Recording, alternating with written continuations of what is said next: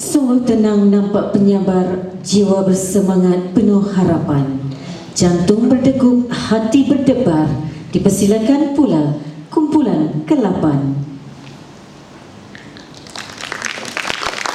Pasukan forum ini akan membawakan tajuk forum yang bertajuk Gejala Buli dalam Kalangan Pelajar, di mana silapnya?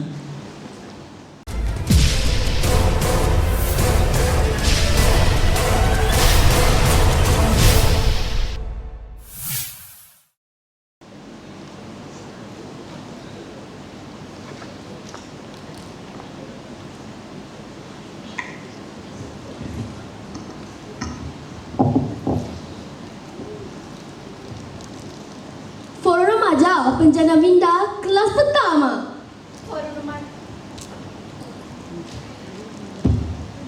Forum Remaja Pencetus Minda Kritis Remaja.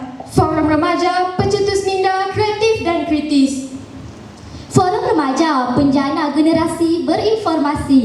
Forum Remaja Pemakin Kecemerlangan Budaya Ilmu.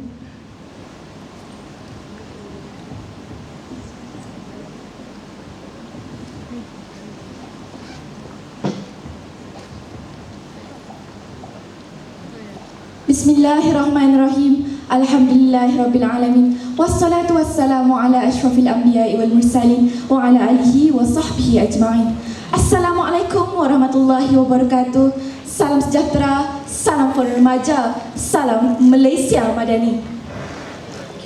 Hadirin yang dirahmati Allah, segala puji kehadirat Allah Subhanahu wa taala kerana dengan limpah kurnianya dapat kita bersama-sama bersuah dalam pertandingan Forum Remaja Sekolah Menengah Peringkat Negeri Kedah bagi tahun 2023. Hadirin sekalian, saya Mawaddah Ajmaliah binti Syahril selaku pengerusi Forum Remaja anda pada petang ini. Baiklah, sebelum kita menelusuri tentang topik perbincangan kita pada hari ini, mulailah kiranya kita berkenalan dengan ketiga-tiga ahli panel kita yang cantik lagi manis pada hari ini. Di sebelah kanan saya, Saudari Marsha Az-Zahra binti Mahazir yang merupakan ahli panel pertama selaku Ketua Pengawas Sekolah. Apa khabar, Saudari? Terima kasih, Saudari Pengerusi. Alhamdulillah, saya baik-baik saja. Saudari pula apa khabar? Alhamdulillah, saya baik-baik sahaja. Seterusnya, saya memperkenalkan ahli panel kita yang kedua, Saudari Aliadina binti Muhammad Safi Jalani yang merupakan seorang tokoh ma'al hijrah di peringkat sekolah. Selamat datang, Saudari. Apa khabar? Alhamdulillah, khabar baik Saudari Pengerusi. Berada di sebelah ahli panel kita, tak lain tak bukan, tentulah ahli panel kita yang ketiga, Saudari Khaira Kristina binti Muhammad Faisal selaku Ketua Pembimbing Rakan Sebaya. Walaupun nampak pemalu, namun betah bicaranya. Selamat datang, Saudari. Apa khabar? Alhamdulillah, saya berada dalam keadaan yang baik. Salam forum buat semua. Hadirin sekalian, izinkan saya untuk mengupas terlebih dahulu tentang tajuk Forum Remaja kita pada hari ini. Tajuk Forum Remaja kita berkisarkan tema sosial iaitu gejala buli di mana silapnya.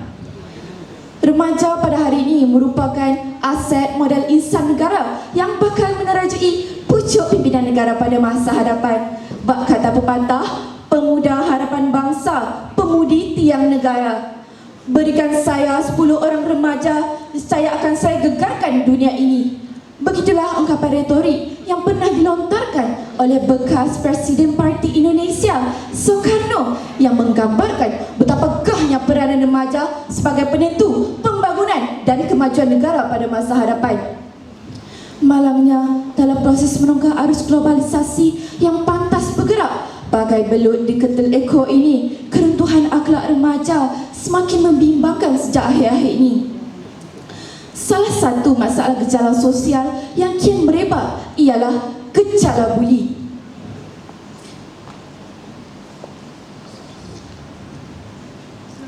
Berdasarkan statistik Kementerian Pendidikan, terdapat lebih daripada 10,000 kes buli di sekolah di seluruh negara antara tahun 2014 hingga tahun 2019 yang mana sebahagian besarnya melibatkan penderaan fizikal. Kes buli yang mendapat liputan seluruh negara melibatkan seorang mahasiswa Universiti Pertahanan Malaysia, Zulfarhan Osman Zulkarnain, yang dipercayai meninggal dunia akibat didera. Hal ini seolah-olah menjadi bom jangka yang menyedarkan kita dari lena bahawa budaya buli merupakan isu yang tidak boleh dipandang enteng sama sekali. Tuan-tuan dan puan-puan, baru-baru ini kes buli yang hangat diperkatakan di media masa berlaku di MRSM Balik Pulau. Kes buli tersebut dikatakan bahawa mangsa dibuli oleh pelajar tingkatan 5 di atas alasan lambat turun untuk solat subuh. Relevankah tindakan sebegini berlaku dalam kalangan pelajar? Baiklah, sebelum kita melangkah dengan lebih jauh lagi, marilah kita bersama-sama menelusuri tentang apakah yang dimaksudkan dengan buli dan apakah punca yang mendorong gejala buli ini semakin berleluasa dalam kalangan pelajar. Bagi menjawab persoalan tersebut, izinkan saya untuk mengajukan soalan itu kepada Saudari Marsha. Saudari Marsha, mohon saudari rungkaikan soalan itu kepada semua. Awal bismillah muka bicara. Terima kasih saudari pengerusi. Assalamualaikum dan salam sejahtera kepada sidang hadirin yang dihormati. Buli dapat ditaktifkan sebagai perlakuan ganas yang mencederakan fizikal dan menjejaskan emosi dan mental seseorang dengan cara mengugut, mengumpat dan sebagainya. Menurut Nasasti Abdullah, buli juga boleh ditaktifkan sebagai tingkah laku agresif seorang pelajar atau sekumpulan pelajar terhadap mangsa, sama ada dari segi fizikal atau psikologi dalam satu jangka masa yang panjang. Kamus Dewan Edisi ketiga juga mentaktifkan buli sebagai mencedera atau mempermainkan seseorang dengan tujuan menyelesaikan suasana baharu, selain bertujuan mempermainkan seorang yang lemah dengan cara mengertak atau menakutkan mereka. Punca dominan yang mencetuskan fenomena ini ialah remaja kurang terdedah dengan didikan agama. Kebanyakan remaja mempunyai stigma bahawa ajaran agama sudah ketinggalan zaman dan tidak relevan untuk dipraktikkan pada alam globalisasi ini. Tambahan pula, ia juga beranggapan bahawa ajaran agama sudah tidak penting berbanding pendidikan akademik yang dianggap sebagai tiket kejayaan anak-anak pada masa hadapan. Hadirin sekalian, sikap ini menunjukkan bahawa ibu pada hari ini semakin alpa akan tanggungjawab mereka dalam mendidik, menjaga dan mengasuh anak-anak seumpama selai kain putih yang akan mencorakkan tingkah laku mereka, sama ada seindah warna pelangi atau semarak masa hadapannya. Berlandaskan sikap remaja dan ibu bapa pada hari ini, maka tidak hairanlah remaja tidak mementingkan solat yang difadukan kepada semua umat Islam untuk mencegah kemungkaran. Bukan itu sahaja, kebanyakan remaja pada hari ini lebih bertuhankan hiburan dan keselamatan duniawi semata-mata seperti melibatkan diri dalam budaya hedonisme. Jika situasi ini semakin berterusan, maka keharmonian negara dan masyarakat akan terjejas. Memetik kata-kata tokoh cendekiawan, petanda runtuhnya suatu bangsa tersebut dapat dilihat apabila bangsa tersebut mencintai hiburan. Gimana remaja yang senipis kulit bawang akan terumbang-ambing ibarat kapal tanpa nahkoda. Tegasnya, didikan agama tidak mantap apa mendorong penularan gejala buli di negara ini. Kembali semula kepada saudari pengerusi. Terima kasih atas penjelasan tentang takrif gejala buli yang pada khidmat saya cukup terperinci dan juga menarik daripada saudari Marsha. Seterusnya, saya mohon penjelasan daripada saudari Alia tentang punca-punca lain yang boleh mendorong gejala buli ini dalam kalangan pelajar. Silakan saudari. Assalamualaikum dan salam sejahtera. Terima kasih saudari pengerusi. Sidang hadirin yang dihormati, kegoyahan institusi kekeluargaan juga menjadi pemangkin kepada gejala buli yang melanda nusa tercinta kita ini. Institusi keluarga menjadi porak-poranda disebabkan oleh tiada lagi persefahaman antara suami dan isteri. Oleh itu, kes penderaan, pertengkaran maupun penceraian menjadi semakin meningkat, bagai bangkai gajah yang tidak dapat ditutupi dengan nyirunya lagi. Menurut kajian Jabatan Kemajuan Islam Malaysia JAKIM, kadar penceraian pasangan suami isteri Islam di Malaysia berlaku sekali dalam tempoh masa 15 minit. Keluarga yang porak-poranda akan lalai untuk memberikan kasih sayang kepada anak-anak remaja yang sentiasa memerlukan belayan dan perhatian daripada ibu bapa mereka. Keadaan ini amat membimbangkan kerana akan menjejaskan perkembangan dan pembentukan personaliti remaja. Maka tidak hairanlah apabila remaja sanggup melibatkan diri dalam gejala samseng seperti ini. Hal ini untuk menarik perhatian dan mendapatkan sekelumit kasih sayang daripada ibu bapa mereka yang semakin alpa dalam memikul tanggungjawab hakiki mereka. Jabatan Kebajikan Masyarakat melaporkan bahawa 50% remaja yang terlibat dalam gejala negatif terdiri daripada remaja yang mempunyai konflik keluarga. Oleh hal yang demikian, izharlah bahawa kegoyahan institusi kekeluargaan juga mencetuskan fenomena buli. Remaja yang ingin melepaskan kemarahan mereka kepada individu lain boleh diumpamakan bagai orang lain makan nangka, orang lain terkena getahnya. Hadirin sekalian, jika dikaji dari dimensi yang lain, pengaruh rakan sebaya juga merupakan antara faktor gejala buli semakin menular dan kian serius bagai duri dalam daging. Tindakan remaja yang sanggup menuruti kata-kata rakan tanpa memikirkan risiko boleh diumpamakan seperti kerbau dicucuk hidung. Bukan itu sahaja, kebanyakan remaja pada hari ini tidak ingin dipulaukan atau disisihkan oleh ahli kumpulan mereka sekiranya enggan menuruti perintah atau kata-kata mereka. Menurut Trasha yang merupakan pelopor awal tentang kajian buli ini mengutarakan bahawa pada peringkat awal remaja, golongan ini berkemampuan untuk mewujudkan geng atau persatuan. Remaja yang masih berbau pucuk jengau ini sanggup mengkhianati kepercayaan ibu bapa mereka daripada mengkhianati ahli kumpulan mereka. Sebagai contoh, 5 orang pelajar tingkatan 5 dari SMK Taman Melawati telah membuli seorang pelajar tingkatan 3 kerana berlakunya perselisihan faham antara mangsa dan pembuli. Kumpulan pelajar ini sanggup bertindak sedemikian untuk melepaskan kemarahan mereka dengan cara menumbuk, menendang dan mencekik tanpa memikirkan impaknya kepada diri sendiri dan orang lain. Ekoran sikap remaja yang tersalah memilih rakan menyebabkan mereka mudah dipengaruhi oleh anasir-anasir negatif seperti membuli. Hal ini dapat dikaitkan dengan petikan sebahagian daripada hadis Nabi yang bermaksud, jika anda berkawan dengan tukang besi, maka percikan api akan terkena pada tubuhmu. Pendek kata, pengaruh dan tekanan daripada rakan sebaya juga merupakan antara penyebab kepada kemelut buli yang semakin sukar ditangani. Sekian sahaja daripada saya, kembali semula kepada saudari pengerusi. Terima kasih atas penjelasan yang panjang lebar tentang punca-punca lain yang boleh mendorong gejala buli dalam kalangan pelajar. Sahabat-sahabat ahli panel dan sidang hadirin yang dihormati, apakah kesan perlakuan buli terhadap mangsa dan apakah tindakan yang sepatutnya diambil oleh mangsa? Silakan saudari Khaira. Bismillahirrahmanirrahim. Assalamualaikum dan salam sejahtera. Terima kasih saudari pengerusi.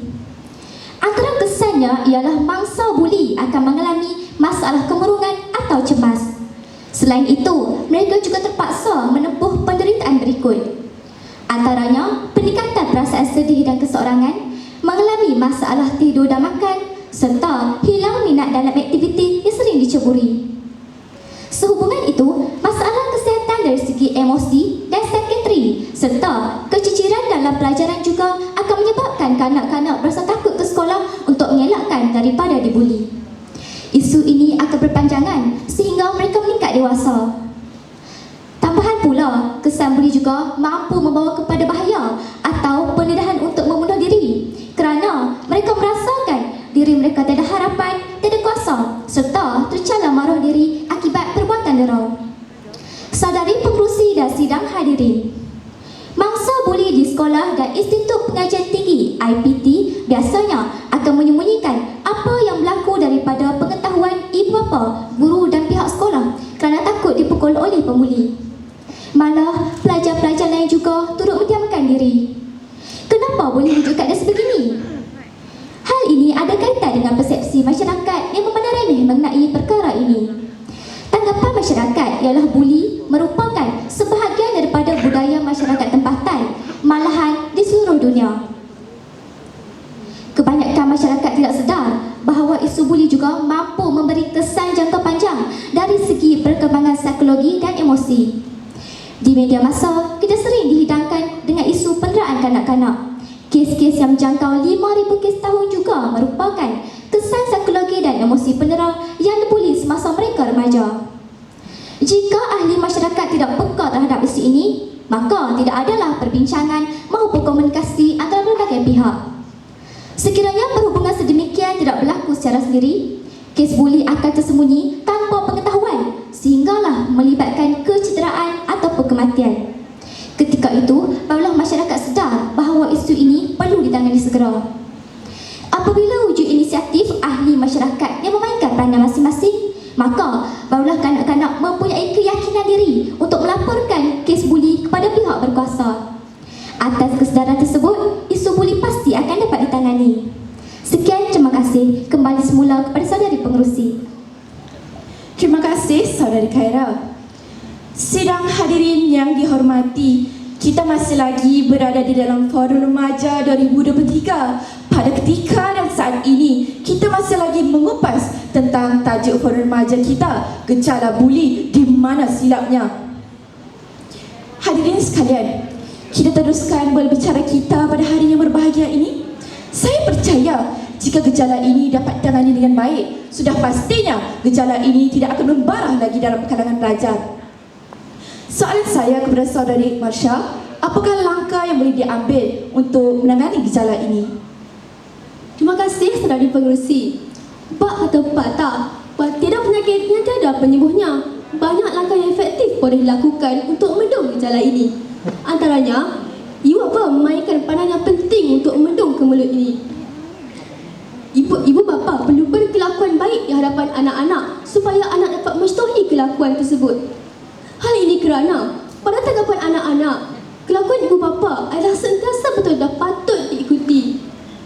Janganlah ibu bapa hanya berkelakuan baik di hadapan anak-anak sahaja, sedangkan mereka juga turut lakukan perbuatan jelek seperti mengejek, menghina orang dan sebagainya.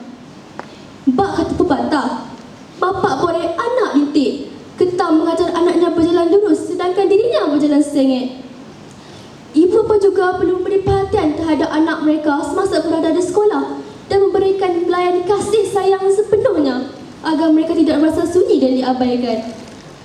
Ibu bapa juga perlu mendidik anak sejak kecil lagi, seperti melentur buluh bilah hidupnya agar sentiasa sudi meluahkan isi hati dan masalah yang dihadapi untuk mengatasinya bersama-sama. Kembali semula kepada saudari pengerusi.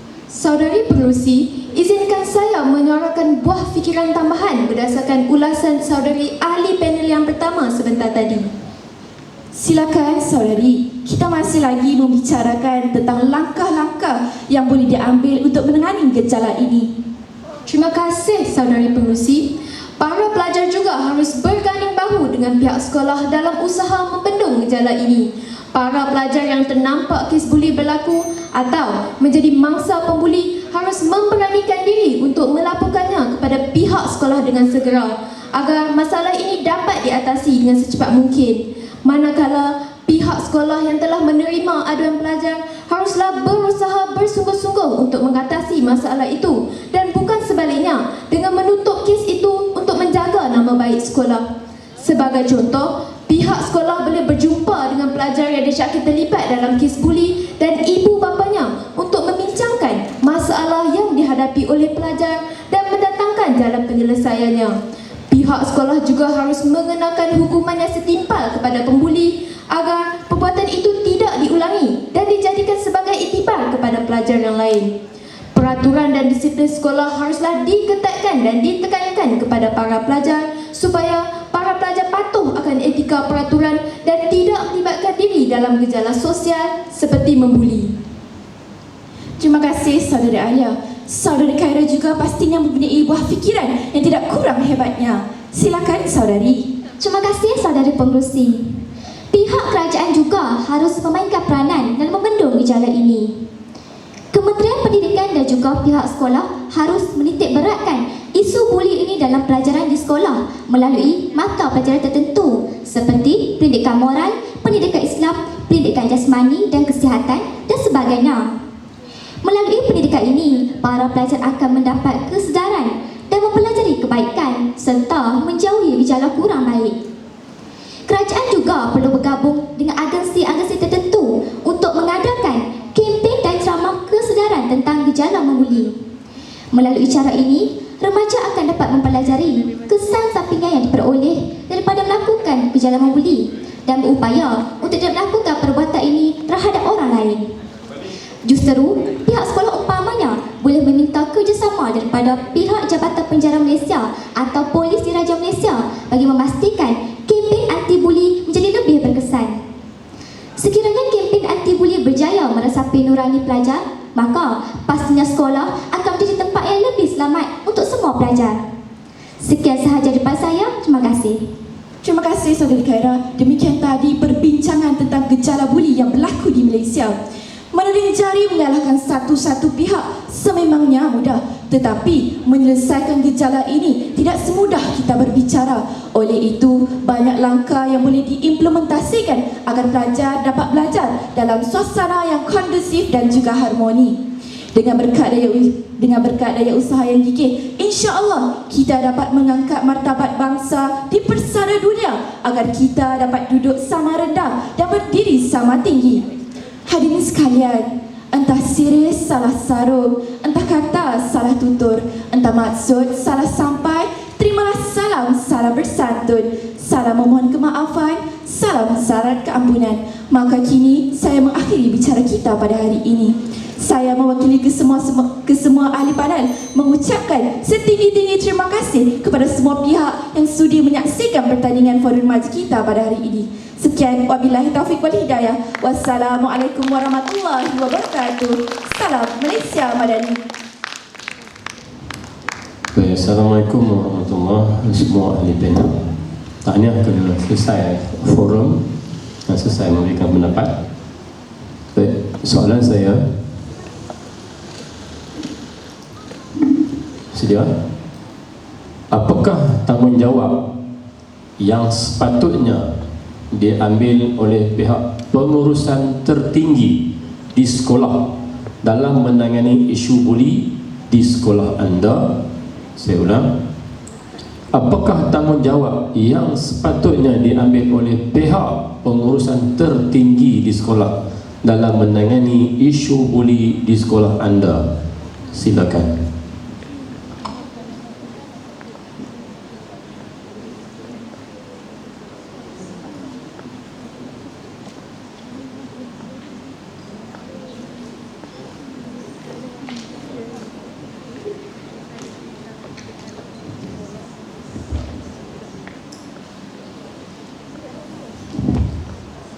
Bismillahirrahmanirrahim. Assalamualaikum warahmatullahi wabarakatuh. Terima kasih panel hakim yang arif lagi bijaksana kerana telah melontarkan soalan yang amat bernas kepada kami. Saya percaya ketiga ahli panel kita sudah pastinya mempunyai respon yang mantap terhadap soalan tersebut. Saya mempersilakan mana-mana ahli panel untuk menyuarakan buah fikiran masing-masing. Saudari pengerusi, izinkan saya untuk menyuarakan buah fikiran saya. Silakan saudari. Menurut perspektif saya, pihak sekolah perlu mengadakan kempen atau program anti-buli di sekolah pada setiap masa. Hal ini kerana pihak sekolah dapat mendidik pelajar melalui cara tersebut. Sebagai contoh, pihak sekolah boleh mengadakan program ABC atau dikenali sebagai program anak yang baik lagi cerdik.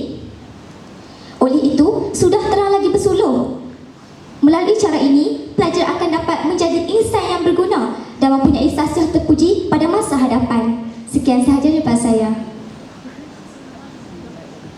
Saya bersetuju dengan pendapat Saudari Khaira. Pada hemat saya pula, pihak sekolah mestilah sentiasa mengambil berat tentang kebajikan, keadaan ataupun masalah yang dihadapi oleh pelajar. Program mentor-menti yang diadakan di sekolah pada setiap bulan untuk berdiskusi tentang masalah yang dihadapi oleh pelajar mestilah diadakan secara berkala. Oleh itu, pelajar tidak akan terdorong untuk melakukan gejala-gejala berbuli seperti ini. Pada pendapat saya pula, saudari pengerusi, Pengurusan tertinggi sekolah juga boleh memanggil pegawai-pegawai polis untuk memberi nasihat dan pendapat kepada murid-murid yang berada di sekolah. Oleh itu, keselamatan dan kesejahteraan sekolah akan terselamat daripada gejala buli. Kembali semula kepada saudari pengerusi. Hadirin sekalian, bulan semakin terang, bayang kian jelas bahawa betapa pentingnya peranan pihak pengurusan yang tertinggi di sekolah untuk mengelakkan gejala buli ini semakin meningkat bagai cendawan yang tumbuh selepas hujan. Oleh itu, dengan bantuan pihak pengurusan yang tertinggi, insya-Allah kita dapat membanteras gejala buli ini sehingga akar umbinya. Itu sahaja daripada kami. Sekian, terima kasih.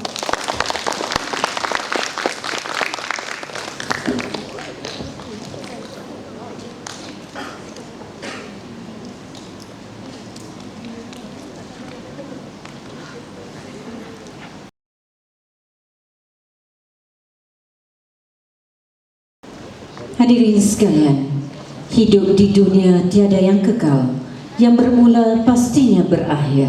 Nampak ceria berjiwa kental, itulah dia kumpulan terakhir.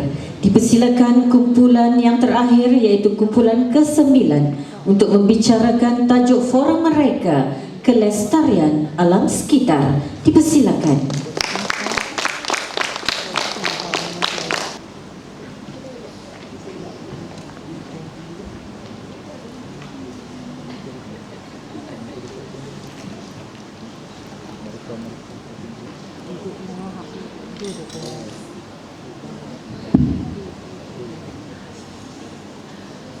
Bismillahirrahmanirrahim. Assalamualaikum warahmatullahi wabarakatuh. Dan salam sejahtera saya ucapkan kepada panel hakim yang arif serta ahli-ahli jawatan kuasa.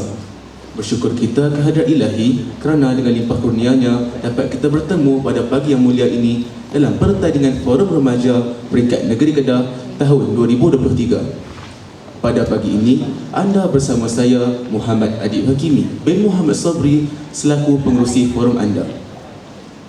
Sebelum saya memperkenalkan ketiga-tiga ahli panel, izinkan saya untuk mengupas sedikit akan topik perbincangan kami pada hari ini. Tajuk perbincangan kami bertemakan alam sekitar yang bertajuk kelestarian alam sekitar. Menurut Kamus Dewan Bahasa dan Pustaka, alam kelestarian bermaksud keadaan yang terpelihara seperti sedia kala. Manakala alam sekitar pula merujuk kepada keadaan alam di sekeliling kita yang merangkumi air, tanah, udara serta hidupan-hidupan lain termasuklah tumbuh-tumbuhan. Skop alam sekitar ini amatlah luas. Antaranya ialah penjagaan kualiti air dan udara, pengurusan sisa domestik serta kecekapan pengguna untuk menguruskan sumber tenaga yang tidak boleh diperbaharui, contohnya bahan api fosil.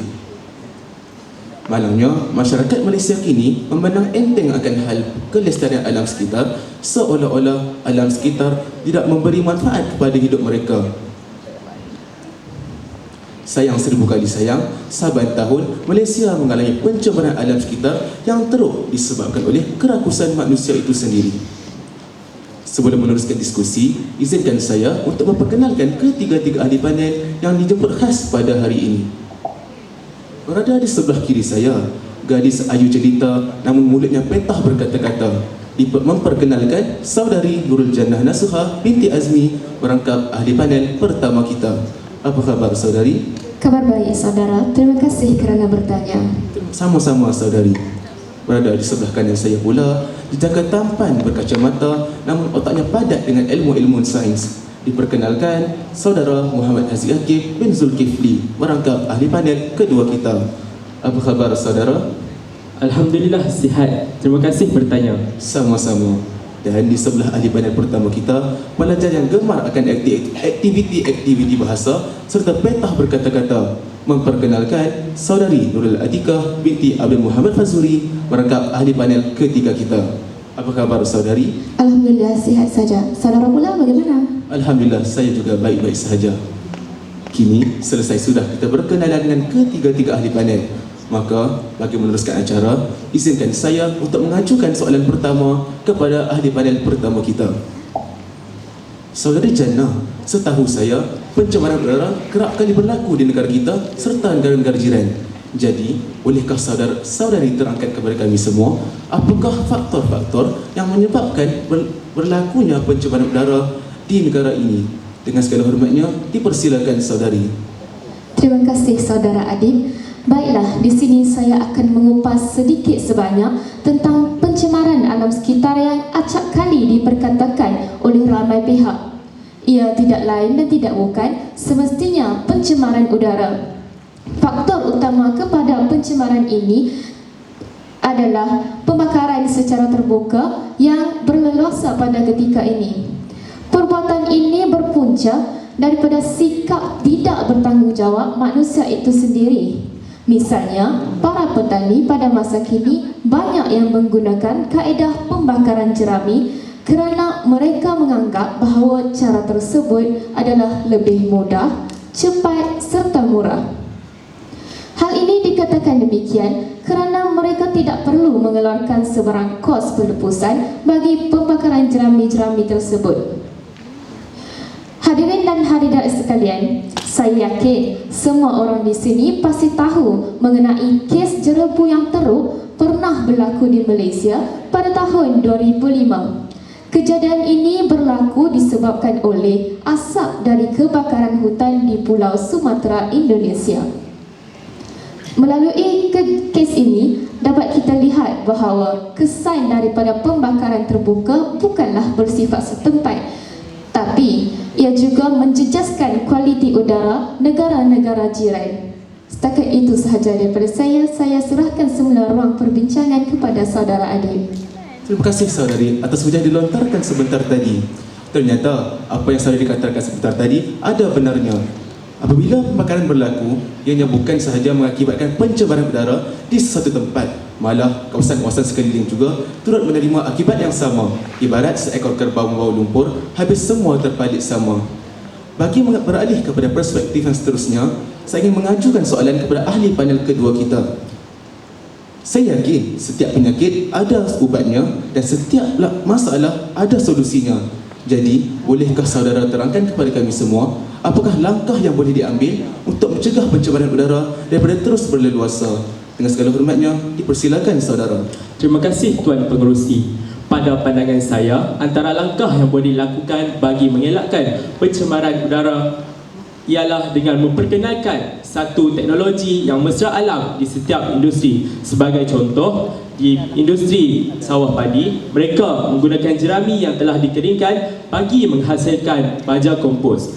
Baja tersebut kemudian digunakan bagi proses penanaman semula padi. Kesannya, para petani dapat mengurangkan kos untuk penanaman semula kerana mereka tidak perlu untuk membeli baja-baja kimia dan juga baja sintetik yang diperbuat di kilang-kilang.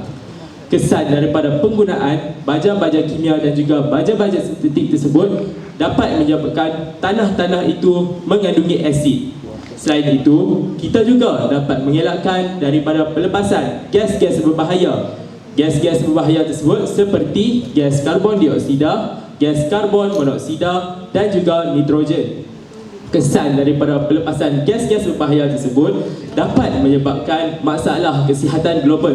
Sebagai contoh, masalah yang akan timbul iaitu penyakit berkaitan respirasi dan juga kardiovaskular. Sekian sahaja, saya serahkan semula kepada Tuan Pengerusi. Terima kasih saudara. Benarlah kini bahawa penggunaan baja kompos memberikan dampak yang positif kepada alam sekitar kita. Daripada tadi, saya sedar bahawa ada mata-mata yang sekejap-sekejap menjeling saya seolah-olah meminta izin untuk meneruskan bicara. Maka, kita beralih dengan ahli panel ketiga kita untuk soalan yang seterusnya. Saudari Atikah, sebentar tadi kita sudah membincangkan langkah-langkah untuk mencegah pencemaran udara daripada terus berlaku. Jadi, sudikah saudari untuk menceritakan kepada kami semua apakah kesan buruk yang akan berlaku sekiranya pencemaran udara tidak dibendung daripada awan? Dengan segala hormatnya, dipersilakan saudari. Terima kasih saudara pengerusi yang tidak kurang petahnya, sahabat panel yang cantik serta segak bergaya. Tidak lupa juga warga dewan sekalian. Pencemaran udara yang disebabkan oleh jerubu telah memberi kesan kepada kehidupan manusia. Secara asasnya, Jerubu terjadi apabila partikel-partikel kecil yang wujud secara semula jadi ataupun daripada aktiviti manusia seperti pembakaran hutan berterbangan di udara. Pada 10 Ogos 2005, bacaan indeks pencemaran udara di kawasan Pelabuhan Kelang telah mencapai setinggi 424. Pada 11 Ogos 2005 pula, kerajaan telah mengisytiharkan darurat di kawasan Pelabuhan Kelang kerana bacaan indeks pencemaran udara di kawasan tersebut berada pada tahap kritikal. Jerubu memberi kesan dalam pelbagai aspek, terutamanya kesihatan manusia, tumbuhan dan juga sektor ekonomi negara. Kita lihat pada aspek yang pertama, iaitu kesihatan manusia. Melalui portal rasmi Kementerian Kesihatan Malaysia, Jerubu memberi kesan terutamanya kepada kanak-kanak, warga emas dan juga pesakit yang mempunyai penyakit seperti bronkitis, jantung dan juga asma. Mereka ini sering mengalami masalah sakit tekak dan juga batuk. Kita beralih kepada aspek yang seterusnya, iaitu tumbuhan. Secara teorinya, tumbuhan memerlukan karbon dioksida, air dan juga cahaya matahari serta menghasilkan oksigen yang diperlukan oleh manusia dan glukosa dalam proses fotosintesis. Jerubu yang mempunyai partikel-partikel kecil ini akan menghalang cahaya matahari daripada diserap oleh tumbuhan yang sekaligus dapat mengurangkan kadar fotosintesis. Apabila kadar fotosintesis berkurang, maka kuranglah penghasilan oksigen. Dampaknya, manusia tidak dapat menghirup udara bersih sewaktu jerubu berlaku. Kita beralih kepada aspek yang terakhir, iaitu sektor ekonomi. Kita imbau kembali perisytiharan darurat yang dilakukan di Pelabuhan Kelang, di mana telah memberi kesan terhadap sektor ekonomi negara dalam industri perikanan, pelancongan dan juga pertanian. Sebelum saya menyerahkan ruang diskusi ini semula kepada saudara pengerusi, saya ingin berkongsi sedikit kata pujangga daripada Chief Seaton yang berbunyi, kita tidak mewarisi alam sekitar daripada nenek moyang kita, akan tetapi kita meminjamnya daripada generasi akan datang. Oleh itu, jagalah alam sekitar supaya anak dan cucu kita dapat menikmatinya pada masa akan datang. Sekian daripada saya serahkan semula ruang diskusi ini kepada saudara pengerusi. Terima kasih saudari atas hujah yang dilontarkan sebentar tadi. Walaupun ini panjang dan lebar, namun padat dengan informasi-informasi yang menyedarkan kita semua. Hadirin dan hadirat sekalian, pada masa dan ketika ini, kita masih lagi mengupas isu-isu berkaitan dengan kelestarian alam sekitar. Bagi meneruskan acara, izinkan saya untuk mengajukan soalan seterusnya kepada ahli panel pertama kita. Saudari Jannah, selain daripada pencemaran udara, pencemaran air juga menjadi polemik pada peringkat lokal dan global. Jadi, sudikah saudari untuk menceritakan kepada kami semua apakah punca-punca berlakunya pencemaran air pada masa kini? Dengan segala hormatnya, dipersilakan saudari. Terima kasih sekali lagi Tuan Pengerusi bagi menjawab persoalan saudara adik sebentar tadi. Kegagalan penjagaan kelestarian alam sekitar juga berpunca dari pembuangan sisa toksik dari kilang. Perbuatan ini merupakan perbuatan pihak atau individu yang hanya memikirkan periuk nasi mereka sahaja tanpa memikirkan kesan terhadap sumber air di Malaysia. Sifat mereka ini persis peribahasa Melayu, bagai enau dalam belukar melepaskan pucuk masing-masing. Sisa-sisa dari kilang akan dialirkan terus ke dalam sungai dan laut untuk melepaskan sisa buangan kerana bagi mereka cara tersebut adalah lebih senang dan pantas. Masalah timbul apabila cecair kimia dan bahan agrokimia yang disalurkan ke dalam sungai dan laut tersebut tidak dirawat dengan baik dan mengandungi bahan toksik yang boleh mencemarkan air sungai. Hadirin dan hadirat yang dihormati sekalian, kajian daripada University of Manchester pada tahun 2022 mendapati bahawa terdapat beberapa buah negara maju laju yang memasukkan bahan radioaktif ke dalam tong drum sebelum membuangnya ke dalam sungai. Sekiranya saya spesifikkan perkara ini kepada negara Malaysia, saya ambil contoh dari kes pembuangan bahan buangan dari kilang pemprosesan tayar pada tahun 2019 bertempat di Sungai Kim Kim, Pasir Gudang, Johor. Hal ini telah membuka mata ramai rakyat Malaysia supaya lebih mengambil cakna tentang penjagaan kelestarian alam sekitar. Setakat itu sahaja daripada saya serahkan kembali kepada Tuan Pengerusi. Tuan Pengerusi, izinkan saya membuat penambahan berkaitan langkah-langkah yang boleh diambil bagi menangani masalah pencemaran berkaitan air. Tidak ada masalah. Dipersilakan saudara. Terima kasih Tuan Pengerusi. Pada pendapat saya, antara langkah yang boleh dilakukan oleh masyarakat konvensional adalah dengan membuat satu tempat pelupusan sisa kimia. Sebagai contoh, di Pasir Gudang, Johor, sebuah kilang telah membina satu tempat pelupusan sisa kimia hasil daripada penggunaan kilang mereka. Kesannya, bahan kimia tersebut tidak akan dibuang di sungai dan di laut yang akan mengakibatkan pencemaran air berlaku.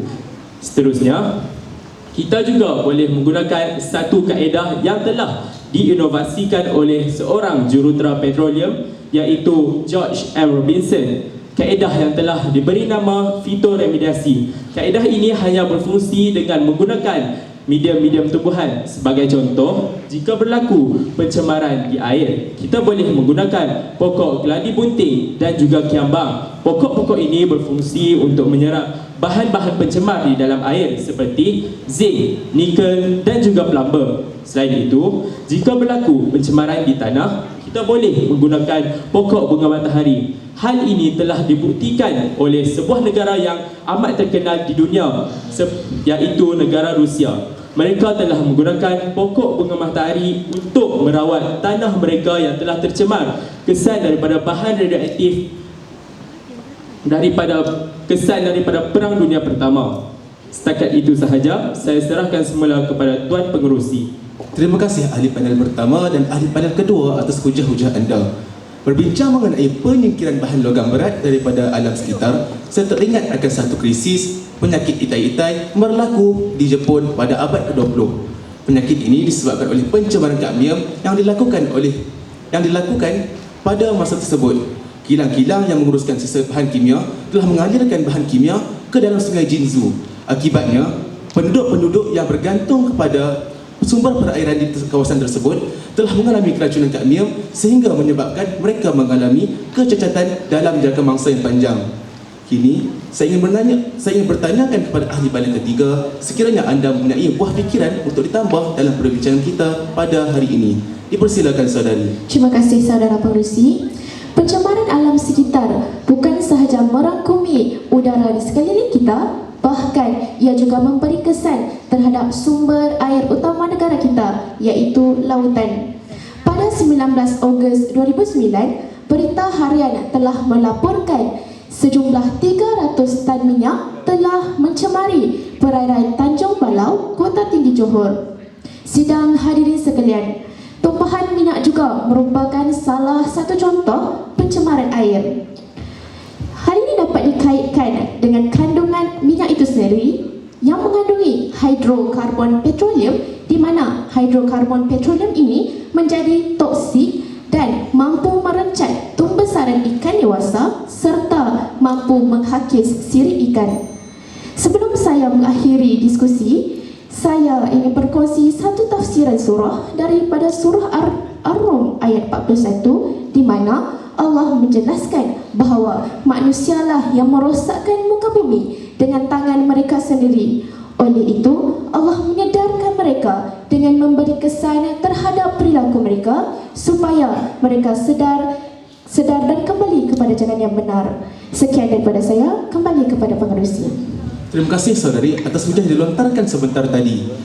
Menggulung sekali diskusi.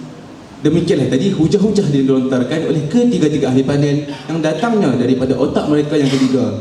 Kini dapatlah saya simpulkan bahawa kelestarian alam hendaklah dijaga, sama ada daripada kita semua hendaklah bersinergi bagai aur dengan tebing agar matlamat kelestarian alam dapat dicapai. Selain itu, sikap pentingan diri dalam diri manusia juga hendaklah dibuang agar ianya tidak mencemarkan, agar kita dapat mencapai matlamat kelestarian alam sekitar. Sekian daripada kami. Wabillahi taufiq wal hidayah. Assalamualaikum warahmatullahi wabarakatuh.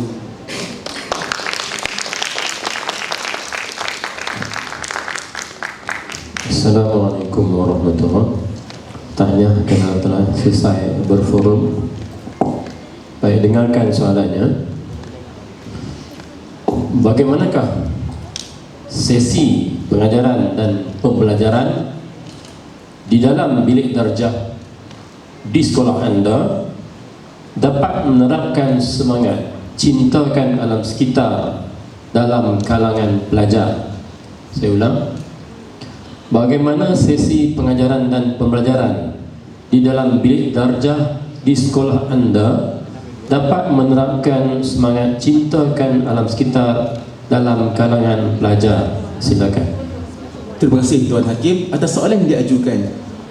Apabila pelajar berada di sekolah, kita telah mempelajari pelbagai subjek, antaranya ialah pendidikan Islam, pendidikan sivik, bahasa Melayu dan bahasa Inggeris. Subjek-subjek ini menerapkan nilai-nilai murni di dalam jiwa pelajar. Selain itu, yang juga mendidik masyarakat kita, mendidik para pelajar untuk bersikap baik kepada alam sekitar. Kini, saya membuka ruang soalan, ruang jawapan kepada ahli-ahli panel untuk mengutarakan jawapan. Tuan Pengerusi, izinkan saya untuk membuat penambahan idea. Dipersilakan saudara.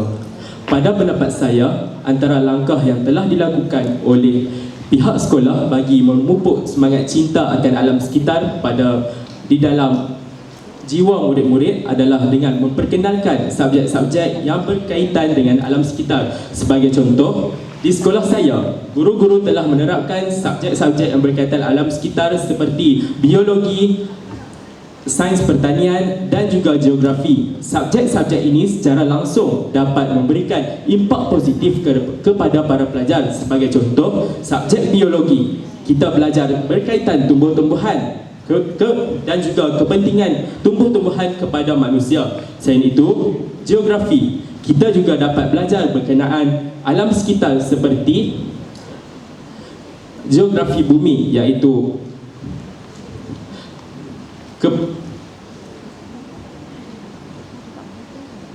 selain itu, kita juga belajar berkenaan sains pertanian. Sains pertanian mengajar kita tentang jenis tanah-tanah. Jenis tanah-tanah juga mampu memberi kesan positif kepada kita dari segi ekonomi. Setakat itu sahaja, saya serahkan kepada Tuan Pengerusi. Tuan Pengerusi, izinkan saya membuat sedikit penambahan idea. Persilakan saudari. Pada hemat saya, pihak sekolah telah memberikan pendidikan Islam kepada semua pelajar. Hal ini dapat membuka minda para pelajar supaya lebih menjaga alam sekitar, kerana di dalam Al-Quran telah disebutkan dalam surah Ar-Rum seperti yang dikatakan oleh saudara Atika sebentar tadi. Perkara ini bukan sahaja dapat memberi kesedaran kepada pelajar, malah alam sekitar juga dapat dijaga dengan lebih baik. Setakat itu sahaja daripada saya. Saudara Pengerusi, izinkan saya menambah pandangan. Pihak sekolah telah mewujudkan kelab alam sekitar di mana pihak sekolah telah berkolaborasi dengan Jabatan Alam Sekitar dalam melakukan pameran seperti pameran Go Green yang dilakukan sekadar ini. Pameran yang dilakukan dapat memberi kesedaran kepada para pelajar tentang kelestarian alam sekitar. Itu sahaja daripada saya. Kembali kepada Pengerusi. Terima kasih saudara serta saudari. Demikian kesimpulannya, sesi pendidikan dan pembelajaran dalam kelas banyak memberi manfaat yang baik kepada pelajar untuk menjaga alam sekitar. Maka saya berharap subjek-subjek tambahan akan ditambah di sekolah-sekolah agar pelajar-pelajar lebih mengerti akan hal kelestarian alam sekitar. Sekian daripada kami. Wabillahi taufiq wal hidayah. Assalamualaikum warahmatullahi wabarakatuh.